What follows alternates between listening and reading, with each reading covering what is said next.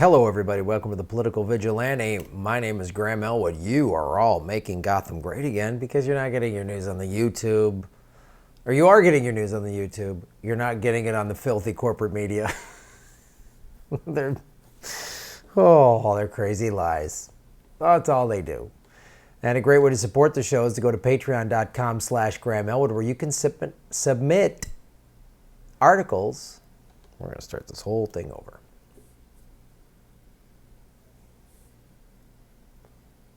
Hello everybody, welcome to the Political Vigilante. My name is Graham Elwood. Boom.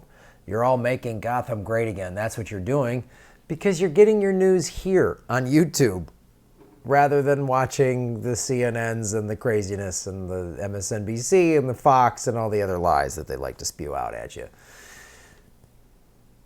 And one of the things that's awesome in creating this community of progressives here is that you guys are supporting what I'm doing. Not a big corporation. All of the viewers, you're all doing this. When you watch the video, the ads all the way through on YouTube and don't click skip ad, that's when I get paid. When you click skip ad, I don't get paid. You also can go to Rokfin.com and support me if you endorse my videos. That's a blockchain cryptocurrency platform, which a big corporation can't buy up. And also you can go to patreon.com/Graham Elwood, and what you can do there is support what I'm doing by submitting articles like this.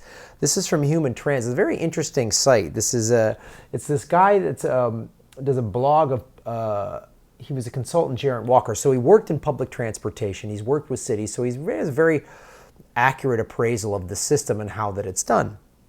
And he talks about the dangers of elite projection, and again, this article was submitted by Crafty Geek. And I was like, okay, what is elite projection? Is the belief among relatively fortunate and influential people that what those people find convenient or attractive is good for the society as a whole. You might argue, well, we all do this, and we all think of our own. That's what I think. We all come from our own place of our own view of the world. Is what we all. Well, that's what I think. We don't, we all can be victim to thinking of in our own best interests or our family's best interests or our friends or our community's best interests and not think of the greater good. But when you're a millionaire or billionaire, you have a lot of power and influence, and they then shape how these cities lay out their public transportation and stuff like that. This guy, Jarrett Walker, was talking about it. He was talking to in one city in a wealthy suburb in California, and this guy said, does this mean I'm going to have to give up my BMW? And he wasn't being facetious. He was being like, what? That's his view of the world. Now, the guy with the BMW with millions of dollars can buy influence. Regular, middle class, working class, low income, whatever, in those groups, we don't have a lot of say. So, this gentleman in this blog makes a very accurate point here. It is perhaps the single most comprehensive barrier to prosperous, just, and liberating cities. So a city should serve the needs of everybody, of the majority, right? And what this blog, this article brings is a very good point. Elites are always a minority.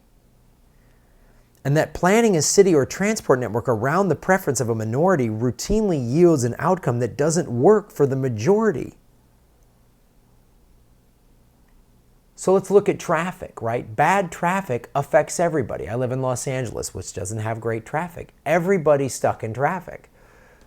Everybody. So what happens is then the elites who are in the minority want solutions that just benefit them. And what this article goes into, and I'll go into it in a second, talks about how actually buses are typically the best system in the sense that you don't have to build new transportation routes. Like a rail system, we've extended the light rail here in Los Angeles, which I like. I've used it. and the appeal of like a rail system, like especially in Los Angeles. So I live on the west side, and when I want to go downtown, like let's say that's where the Staples Center is, there's concerts and games that I've gone to, I can be on the 10 freeway, which takes anywhere from an hour to an hour and a half in rush hour traffic, or I can take a 45-minute train ride. So, right, but a train, a rail system, you have to build, all this building had to happen. One of the things they did about 15, almost 20 years ago now in Los Angeles was they started these rapid bus lines where they dedicated bus lanes, and in certain corridors they would sync up the lights, so those buses actually were faster. But that's the thing. The elites, well, I'm not going to take the bus. I'm not going to take bus, so I don't care about it. Well, you should, because what helps the majority of the people, let me read this quote. The city has the special feature. It functions for anyone only if it functions for almost everyone. When everyone benefits, it makes the city better. If we alleviate traffic in Los Angeles, that's better for everybody. If we have good, clean public transportation, that's safe and good for everybody. If all the major cities in America had good, clean, safe public transportation, you encourage people to leave their cars at home or not even buy a car. You look at a city like Manhattan, right? Most people there don't own cars. They all use public transportation. You think about a city like Manhattan or a big city like that, look at the carbon footprint of most of its citizens. They live in a small square foot apartment. They don't have a car. Everybody takes public transportation. All of a sudden, everybody's carbon footprint is a lot smaller. The ongoing disparagement of bus service in urban America has elite projection at its foundation.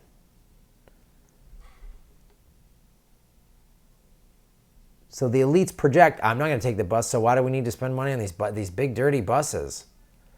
Now granted, there's diesel buses that aren't clean, natural gas, we know that the way to get that, but they're starting to make electric buses. We could think about looking into biodiesel. They just came out with a completely electric 18-wheel semi, so if they can build that for a semi, they can build that for a bus. Large fixed-route buses are the only form of transit that can quickly scale to an entire city while using scarce urban space with extreme efficiency. That's the thing I was talking about. You don't have to build... Again, I'm not saying I'm opposed to light rail or train systems. I'm a big advocate for train, but you have to typically build new rail lines unless you have pre-existing ones, and then you just, I don't know, refigure them for light rail or something like that. So even part in the San Fernando Valley in Los Angeles, they took out an old rail line that was just this big empty space, and they made it basically it's the orange line. It's these buses that go. It's a dedicated street that no regular cars can go on. Nothing else can go on other than these buses. So they actually run it like a subway or like a train or something like that. Now, Los Angeles has they claim to have the largest fleet of clean burning buses using natural gas. Again, natural gas is clean burning, but how we get it is fracking, which is awful. So I'd like to transition off that. But this is talking about, again, these elites, their view, and then they get to motivate things because they have the money and the power.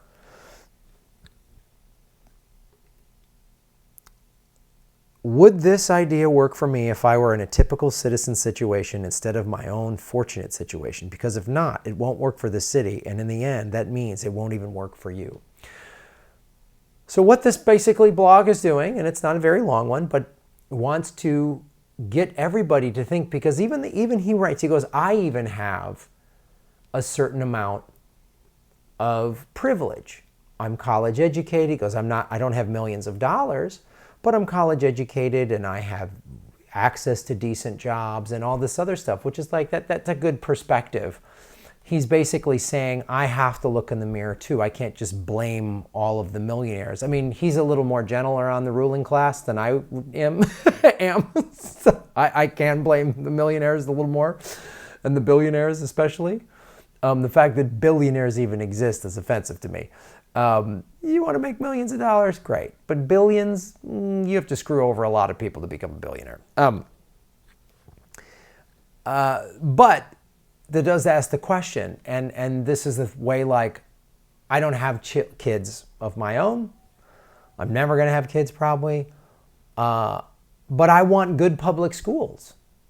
And I would want good public transportation so these kids can, because public transportation is a lot of kids who don't have driver's license yet, and senior citizens, and people with disabilities who can't drive, and people who can't afford a car. I can afford a car, but I still want good public transportation because that's in the best interest of the whole city. Again, when they opened up the light rail that came all the way out to the beach where I live, it was a good thing. I don't commute every day. I take the train maybe once or twice a month when I'm going downtown for something. But I'm glad that people who are commuting every day, and I go, I bet you it's going to alleviate, I'd like to know the data, maybe I'm wrong, but I bet you the data is going to say that it's relieving some traffic because there's some people not taking a car now because it's faster on a train during rush hour.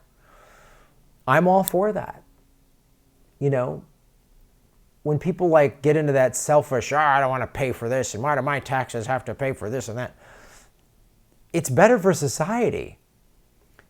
And expanding this discussion to, like, if ever we had Medicare for all, and we had free college tuition, I always say this, what would the crime rate be? That's better for our society. If there's less crime, people don't feel scared when you go out. We're addressing mental illness and addiction rather than just criminalizing it and locking people up or just discarding people and letting our homeless populations grow. If we start taking care of everybody, we have a better society. We have a better city. And if you're one of the elites that's in the minority, you should want that. Even for the self-serving thing of, well, then the city, the value of the city is better, so all that property that you own will be worth more. You know what I mean? You really start stepping back and expanding your view on all of it. You see the benefits of this.